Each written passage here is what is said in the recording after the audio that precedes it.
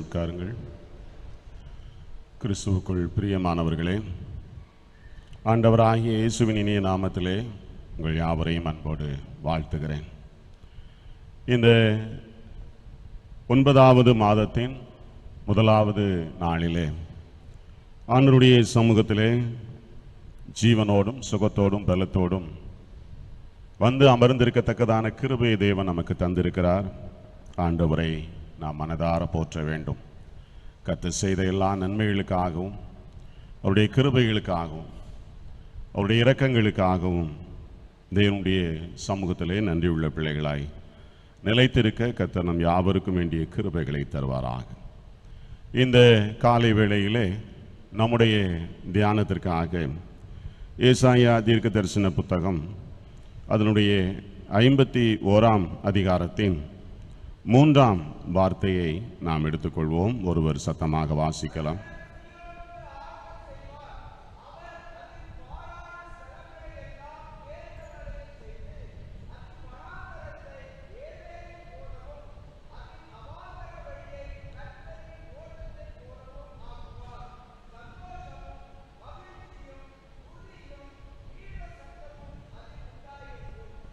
தலை தாழ்த்தி நாம் ஜெபிப்போம்.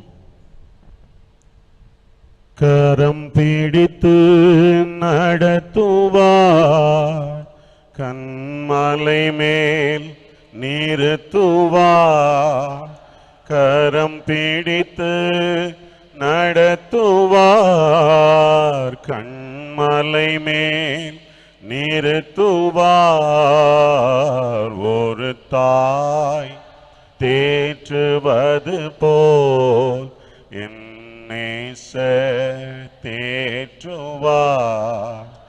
ஒரு தாய் தேற்றுவது போல் என் நேசர் தேற்றுவார். ஒரு போதும் கைவிடார், ஒரு நாளும் விலகிடார். ஒரு போதும் கைவிடார், ஒரு நாளும் விலகிடார். ஒரு தாய் தேற்றுவது போல் என் நேசர் தேற்றுவார். வல்ல பிதாவே, ஒரு தாயைப் போல எங்களை தேற்றி திடப்படுத்தி புதிய நம்பிக்கைக்கு நேராக எங்களை வழிநடத்த வல்லவராய் தொடர்ந்து எங்களோடு நீர் பயணிக்கிறீர். இப்படி பெரிதான அன்பை எண்ணி நாங்கள் ஸ்தோத்தரிக்கிறோம். இந்த மாதத்திலும் கரம் பிடித்து வழிநடத்துகிற எங்கள் ஆண்டவருடைய அன்பின் கரங்களை பற்றி கொண்டவர்களாக நிற்கிறோம். இயேசுவின் நாமத்தில் பிதாவே. அன்பானவர்களே, கர்த்தர் சீயோனுக்கு ஆறுதல் செய்வார் என்கிற வார்த்தையை நாம் இந்த மாதத்திற்கென்று நாம் பெற்றிருக்கிறோம். கர்த்தர் தம்முடைய பிள்ளைகளுக்கு ஆறுதல் செய்யக்கூடியவராக இருக்கிறார். இந்த உலகத்திலே பல்வேறு நெருக்கங்களையும் தடைகளையும் வேதனையான அனுபவங்களையும் நாம் கடந்து சென்று கொண்டிருக்கிறோம். நம்முடைய வாழ்விலே குறுக்கிடுகிற ஏராளமான வேதனையான அனுபவங்கள் உண்டு. பல்வேறு நெருக்கங்களைத்தான் ஒவ்வொரு நாளும் நாம் கடந்து செல்கிறோம். எல்லாவற்றின் நடுவிலும் கர்த்தர் நமக்கு துணையாளராக இருக்கிறார். ஆண்டவர் நம்மை ஏன் நம்மோடு உடன் இருக்கிறவராக இருக்கிறார் என்று பார்க்கும்போது, அவர் நம்மை பலப்படுத்தி தைரியப்படுத்தி தொடர்ந்து கிறிஸ்துவின் மார்க்கத்திலே நாம் பயணிப்பதற்கென்று நம்மை ஆண்டவர் ஆயத்தம் செய்கிறார். அப்படி பார்க்கும்போது கர்த்தர் நம்மை ஆறுதல் படுத்தி தேற்றக்கூடிய தேவனாக நம்மோடு இருக்கிறார். 8 மாதங்களை நாம் முடித்திருக்கிறோம். 9வது மாதத்திலே வந்திருக்கிறோம். பல தோல்விகள், பல எதிர்பாராத நிகழ்வுகள், பலவிதமான பின்னடைவுக்கு ஏதுவான விஷயங்கள், இப்படி எத்தனையோ விஷயங்களை நாம் தாண்டி வந்திருக்கிறோம். அவை எல்லாவற்றிற்கும் நடுவிலே கர்த்தர் நம்மோடு கூட இருந்து நம்மை வழிநடத்தி கொண்டிருக்கிறார். அதன் நடுவிலே ஆண்டவர் நம்மை திடப்படுத்தக்கூடியவராக இருக்கிறார், நம்மை பலப்படுத்தக்கூடியவராக இருக்கிறார். சூழ்நிலைகளும் உடன் இருப்பவர்களும் நம்மோடு தொடர்ந்து இந்த விசுவாச பாதையிலே பயணிக்கிறதான சக விசுவாசிகளும் செய்ய முடியாத ஒன்றை ஆண்டவர் ஒருவரால் தான் செய்ய முடியும். கர்த்தர் ஒருவரே நம்மை தேற்ற முடியும். அவர் ஒருவரே நமக்கான ஆறுதலை கொடுத்து நம்மை பலப்படுத்த முடியும். ஏன் இந்த வார்த்தையை கர்த்தர் நமக்கு தருகிறார் என்று சொன்னால், நாம் இன்னும் பயணித்து கடந்து செல்ல வேண்டிய மாதங்கள் இருக்கிறது. அடுத்த வருஷத்தை நாம் சென்றடைவதற்கு இன்னும் சில மாதங்கள் இருக்கிறது. இந்த நாட்கள் வரையிலும் நம்மை தாங்கி நம்மை பலப்படுத்தின ஆண்டவர் இனி வரும் நாட்களிலும் நம்மோடு இருந்து நம்மை பலப்படுத்துவதற்கும் நம்மை உற்சாகப்படுத்துவதற்கும் அவர் போதுமானவராக இருக்கிறார். சங்கீதம் 94:19 சொல்லுகிறது, என் உள்ளத்தில் விசாரங்கள் பெருகையில் உம்முடைய ஆறுதல்கள் என் ஆத்துமாவை தாங்குகிறது. ஆண்டவருடைய ஆறுதல் தான் நம்முடைய இருதயத்தை, நம்முடைய ஆத்துமாவை தாங்கக்கூடியதாக இருக்கிறது. 119 சங்கீதத்தின் 49-50 வசனங்கள் சொல்லுகிறது, நீர் என்னை நம்ப பண்ணின வசனத்தை முத அடியனுக்காக நினைத்தருளும், அதுவே என் சிறுமையில் எனக்கு ஆறுதல். உம்முடைய வாக்கு என்னை உயிர்ப்பிக்கிறது. அன்பான தேவ பிள்ளைகளே, வேதம் சொல்லுகிறது, இந்த மாதத்திலே கர்த்தர் நம்மை ஆறுதல் படுத்துவார், நம்மை தேற்றுவார். யாரை தேவன் ஆறுதல் படுத்துகிறார் என்று சொல்லி பார்க்கும்போது, சீயோனுக்கு கர்த்தர் ஆறுதலை தருவார் என்று சொல்லப்பட்டிருக்கிறது. சீயோனுக்கு கர்த்தர் ஆறுதலை தருவார் என்று சொன்னால், நம்மிடத்தில் இன்னும் ஒரு கேள்வி எழும்புகிறது, யார் சீயோன்? சீயோன் என்றால் யார்? அந்த கேள்வி நமக்கு முன்பாக வைக்கப்படுகிறது. 2 நாளாகமத்தின் 5:2 வசனம் சொல்லுகிறது, தாவீது வாழ்ந்த நகரத்திற்கு பெயர் சீயோன் என்று சொல்லி அழைக்கப்படுகிறது. சங்கீதம் 48:2 நாம் பார்க்கும்போது அது மகாராஜாவின் நகரம் என்று அழைக்கப்படுகிறது. 2:6 சங்கீதம் 2:6 பார்க்கும்போது ராஜாவாகிய கர்த்தர் வசிக்கும் பரிசுத்த மலை என்று சொல்லி சீயோனை குறித்து சொல்லப்பட்டிருக்கிறதை பார்க்கிறோம். சங்கீதம் 48:2 சொல்லுகிறது, சீயோன் என்றால் சர்வ பூமிக்கும் மகிழ்ச்சியை தரக்கூடியது, சந்தோஷத்தை கொடுக்கக்கூடியது. 125 சங்கீதத்தின் 1 வசனம் சொல்லுகிறது, சீயோன் என்றால் அசையாமல் உறுதியுடன் இருக்கக்கூடியதான நல் வாழ்வை குறிக்கக்கூடியதாக இருக்கிறது. 133 சங்கீதத்தின் 3 வசனம் சொல்லுகிறது, சீயோன் என்றால் ஆசீர்வாதம் வந்து இறங்கக்கூடிய இடம். மொத்தத்தில் சீயோன் என்பது தேவன் விரும்புகிறதான ஸ்தலம் அல்லது தேவன் விரும்புகிறதான ஜனங்கள், தேவனை நேசிக்கக்கூடிய பிள்ளைகள், இவர்களைத்தான் சீயோன் என்பது குறிப்பிடக்கூடியதாக இருக்கிறது. அதனால்தான் வேதத்திலே பல இடங்களிலே சீயோன் குமாரத்தியே என்று சொல்லி ஆண்டவர் அழைத்து தீர்க்க தரிசனங்களை அவர்களுக்காக கொடுப்பதை நாம் பார்க்கிறோம். ஆகவே நாம் யாராக இருக்கிறோம்? நாம் சீயோனாக இருக்கிறோம்.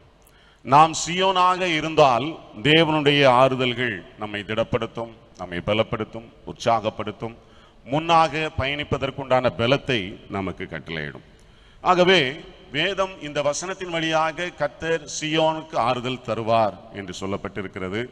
இப்பொழுது அதை எப்படி தருவார்? சீயோனை எப்படி ஆண்டவர் ஆசீர்வதிப்பார்?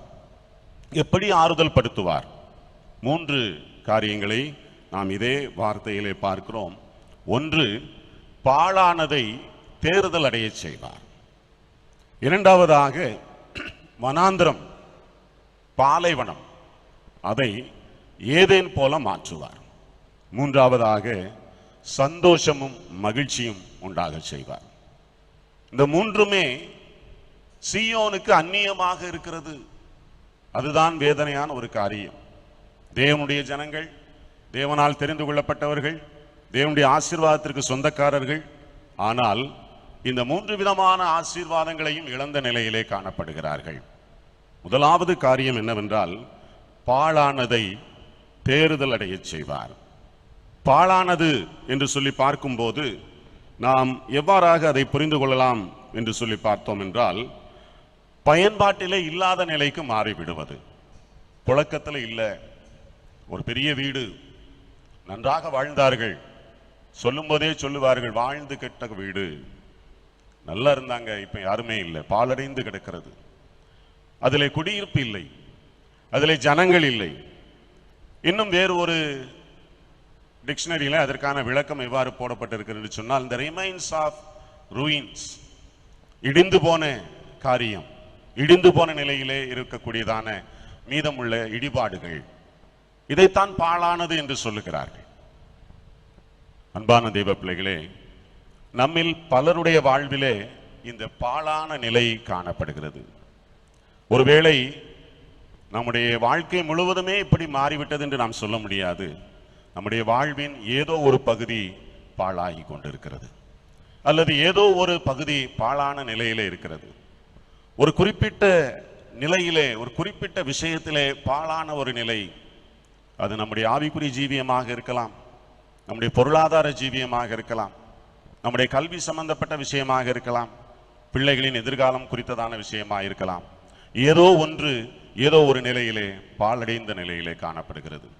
அது மீண்டும் சீர்பெற வேண்டும் என்பது நம்முடைய ஆவலாக இருக்கிறது. அதற்காக ஏங்கி தவித்துக் கொண்டிருக்கிறோம். ஆண்டவர் சொல்லுகிறார், அந்த பாழான விஷயங்களை நான் மீண்டும் தேறுதல் அடைய செய்வேன், மீண்டும் அதை பிக்கப் பண்ணி கொடுப்பேன், மீண்டும் அதை சரி செய்து கொடுப்பேன், மீண்டும் அதை உருவாக்கி கொடுப்பேன் என்று சொல்லி கர்த்தருடைய வார்த்தை நமக்கு ஆறுதலை தருகிறது. அன்பான தேவ பிள்ளைகளே, கர்த்தராகிய தேவன் தம்மை எப்படிப்பட்டவராக நமக்கு காண்பிக்கிறார் என்று சொன்னால், மீண்டும் கட்டக்கூடியவராக தன்னை காண்பிக்கிறார். ஆதி ஆகமத்தில் இருந்து வெளிப்படுத்தின விசேஷம் வரையிலும் பல்வேறு நபர்களுடைய வாழ்வை நாம் படிக்கிறோம், பல்வேறு நிகழ்வுகளை நாம் படிக்கிறோம். ஏதேன் தோட்டத்திலே, தோட்டம் அடைபட்ட நிலையிலே, நம்முடைய ஆதி பிதாக்கள் அடித்து துரத்தப்பட்ட அந்த நிலையிலும் கர்த்தர் கைவிட்டு விட்டு சென்றவர் அல்ல. அவர்களை மீண்டும் கட்டுகிறார், அவர்களை மீண்டும் உருவாக்குகிறார். அங்கிருந்து சேத்தை எழுப்புகிறார். சேத்தின் மூலமாக தேவனை ஜனங்கள் தொழுது கொள்ளும் நிலையை உண்டாக்குகிறார். எங்கேயுமே கர்த்தரை தேடின பிள்ளைகளை அவர்களுடைய பாழான நிலையிலே அவர்களை விட்டுவிட்டு செல்லுகிற தேவன் அல்ல, அவர்களை மீண்டும் கட்டக்கூடிய தேவன், மறுபடியும் உருவாக்கக்கூடிய ஆண்டவர். அன்புக்குரிய தேவ பிள்ளைகளே, ஏன் பாழாகிறது நம்முடைய வாழ்விலே, ஏன் பாழான நிலை வருகிறது? அதற்கான காரணம் நமக்கு தெரிய வேண்டுமே.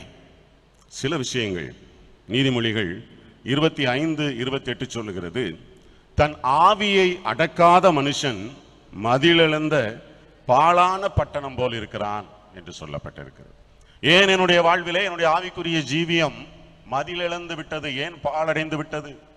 என்னுடைய ஆவியை நான் அடக்க தெரியல, என்னுடைய ஆவிக்கு நான் அடங்கி இருக்கவில்லை, தேவ ஆவிக்கு நான் அடங்கி இருக்கவில்லை. என்னுடைய தனிப்பட்ட ஆவியை நான் சில நேரங்களிலே கட்டுப்படுத்தி இருக்க வேண்டும், அதை விட்டு விட்டேன். சில வார்த்தைகளை நாம் கொட்டி விடுகிறோம், அதை மீண்டும் எடுக்க முடியாது. அது நிமித்தமாக குடும்பங்களிலே இன்றைக்கு அநேக உறவுகள் சிதைக்கப்பட்டு போன நிலையிலே காணப்படுகிறது. அது பாழான விஷயத்தை நமக்கு குறிப்பிடுகிறது.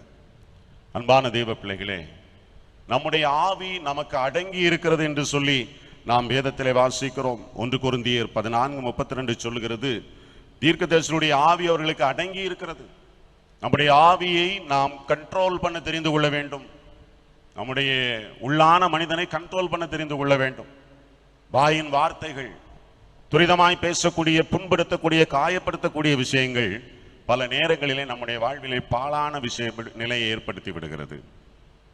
1 கொரிந்தியர் 2:15 சொல்லுகிறது, ஆவிக்குரியவன், கிறிஸ்துவை உடையவர்கள், தேவனால் ரட்சிக்கப்பட்ட பிள்ளைகள் எல்லாவற்றையும் நிதானித்து அறிகிறார்கள். ஏன் பாழான நிலை வருகிறது? சில வேளையிலே சில விஷயங்களை குறித்த நிதானமற்ற நிலை, நிதானமற்ற காரியங்களை பேசுதல். அன்புக்குரிய தேவ பிள்ளைகளே, ஆண்டவர் நமக்கு அதற்கு ஒரு மாற்றை ஏற்படுத்தி கொடுக்கிறார். எப்படி பாழானது சரி செய்யப்படும்? பாழானது மீண்டும் உயிர்ப்பிக்கப்படுவதற்கு என்ன செய்ய வேண்டும்? பாழான நிலையில் இருக்கிற அந்த நிலையிலிருந்து நான் பசுமையான ஒரு நிலைக்கு மாற வேண்டும், என்ன செய்யலாம்? வேதம் அதற்கான வழியும் சொல்லுகிறது. 52 ஏசாயா 52:9 சொல்லுகிறது, எருசலேமின் பாழான ஸ்தலங்களே முழங்கி ஏகமாய் கெம்பீரித்து பாடுங்கள், கர்த்தர் தமது ஜனங்களுக்கு ஆறுதலை செய்து மீட்டுக் கொள்ளுவார். வேதம் மிக தெளிவாக சொல்லுகிறது, பாழான நிலையிலே காணப்படுகிறது. என்னுடைய பிள்ளைகளுடைய வாழ்வு பாழான நிலையிலே காணப்படுகிறது. என்னுடைய குடும்பத்திலே என்னுடைய ஆவிக்குரிய வாழ்க்கை பாழாய் போய்விட்டது. என்னுடைய பொருளாதார ஜீவியம் பாழாய் போய்விட்டது. என்னுடைய சமூகத்திலே எனக்கு இருந்ததான் நன்மதிப்புகள் கெட்டுப்போனது. ஒரு பாழான நிலையை நான் உணர்கிறேன், என்ன செய்யலாம்? வேதம் சொல்லுகிறது, கர்த்தரை பாடுங்கள், கர்த்தரை கம்பீரித்து பாடுங்கள், அவருக்கு துதிகன மகிமை செலுத்துங்கள், கர்த்தருடைய நாமத்தை உயர்த்தி பிடியுங்கள். பாழான நிலையில தான் இருக்கிறேன், வேதனையோடு தான் இருக்கிறேன், கண்ணீரோடு தான் இருக்கிறேன். ஆறுதல் செய்வார் ஒருவரும் இல்லை, தாங்குவார் ஒருவரும் இல்லை, உதவக்கூடியவர்கள் யாரும் இல்லை, தனித்த நிலைமையில் தான் காணப்படுகிறேன் என்றாலும் வேதம் சொல்லுகிற நீ கர்த்தரை பாடு, கர்த்தரை மகிமைப்படுத்து, தேவனுக்கு கனமகிமை செலுத்து, அவரை துதித்து அவருடைய நாமத்தை உயர்த்து. நிச்சயமாய் தேவன் பாழானவைகளை அங்கே மாற்றுகிறார். ஏசாயா 44:26 சொல்கிறது, கர்த்தர் பாழான நிலையில் இருக்கிறவர்களை மீண்டும் குடியேற்றி அவர்களை எடுப்பிக்கிறவர், அவர்களை எடுத்து நிறுத்தக்கூடியவர், அவர்களை மீண்டும் வாழச் செய்கிற தேவன். அன்புக்குரிய தேவ பிள்ளைகளே, காலை வேளையிலே நம்மை தேவ சமூகத்திலே நாம் அர்ப்பணிப்போம். ஏன் என்னுடைய வாழ்விலே பாழான நிலை தொடர வேண்டும்? அது முடிந்து போகட்டும், அது இனி எனக்கு தேவையில்லை. நான் கர்த்தரை பாடி மகிமைப்படுத்தி என்னுடைய பாழ்பட்ட நிலைமையை மாற்றி போடுவதற்கு கர்த்தருடைய ஒத்தாசையை நாடுவேன் என்று சொல்லி நம்மை தேவ கரத்திலே கொடும். இரண்டாவதாக, இந்த வார்த்தையின் வழியாக தேவன் நம்மை ஆறுதல் படுத்துவதற்கு என்று இன்னொரு விஷயம் சொல்லப்பட்டிருக்கிறது. அது என்னவென்றால், பாலை நிலம் அல்லது வனாந்திரம் ஏதனை போல ஏதேனை போல மாற்றுகிற ஆண்டவர். வனாந்திரம் என்பது எதனுடைய குறியீடாக இருக்கிறது என்பதை நாம் புரிந்து கொள்ள வேண்டும். பொதுவாக வனாந்திரம் எதை நமக்கு தருகிறது? வனாந்திரத்திலிருந்து என்ன நன்மை உண்டாகிறது? பாழான வாழ்க்கையை குறித்து நாம் பார்த்தோம். இப்பொழுது பாலைவனத்தை குறித்து பார்க்கிறோம். பாலைவனத்திலிருந்து நமக்கு என்ன ஈல்டு கிடைக்கிறது? ஒன்றும் கிடைக்காது, எதுவும் இல்லை.